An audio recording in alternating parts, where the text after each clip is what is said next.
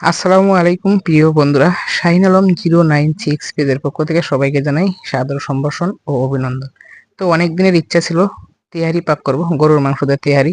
তো আমি আজকে ফাইনালি মাংসটা কিনে নিয়ে আসলাম, নিয়ে এসে মাংসটা কুচি কুচি করে কাটার পরে সবকিছু মশলা দিয়ে বাটায় রাখলাম। বাটায় রাখার পরে একটা কড়াইয়ের ভিতরে তেল দিলাম, আর তেলটা দিব এই পরিমাণের তেল দিব যাতে তেলটা বেশি হয়।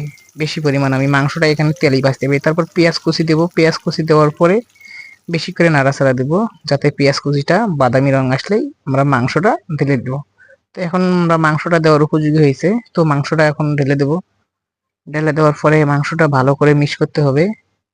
মিক্স করে ভালো করে মাংসটা ভাজা ভাজা করে এখানে তেলেই সিদ্ধ করে নিতে হবে।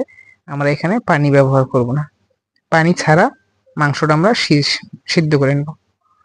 তো মাংসটা বেশি করে নাড়াচাড়া দিতে হবে। তেলাতে তেলাতে তেলাতে মাংসটা সুন্দর একটা ফ্লেভার চলে আসবে, তখন আমরা মাংসটাকে সুন্দর করে ঢেকে দিব। ঢেকে দিয়ে কিছুক্ষণের জন্য রাখবো। তো আমি কি আর করবো, তো ফাইনালি খুব ইচ্ছা ছিল আমার। তো আমরা এখন মাংসটা ঢেকে দিছি, ঢেকে দেওয়ার পরে আবার একটু লাগিয়ে দেবো যাতে নিচে না লাগে। তেলে ভাজতেছি তো এই জন্য নিচে লাগতে পারে, সবকিছুই দেওয়া আছে। তো তারপরে এখন মাংসটা এক পর্যায়ে হওয়ার সম্মুখীন হয়েছে, তো একটা মাংস দেখলাম যে সিজেছে নাকি, আসলে মাংসটা সিজেছে।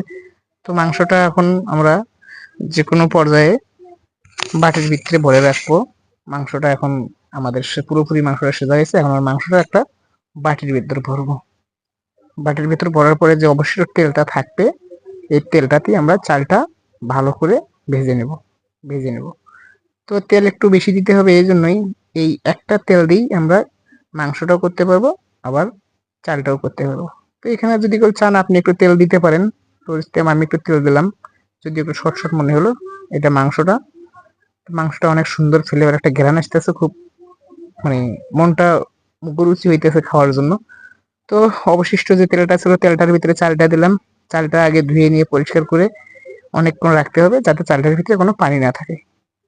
তো চালটা দেওয়ার পরে অনেকক্ষণ ধরে নাড়াচাড়া করতে হবে যাতে চালটা ভালোভাবে ভাজা ভাজার মতো হয়।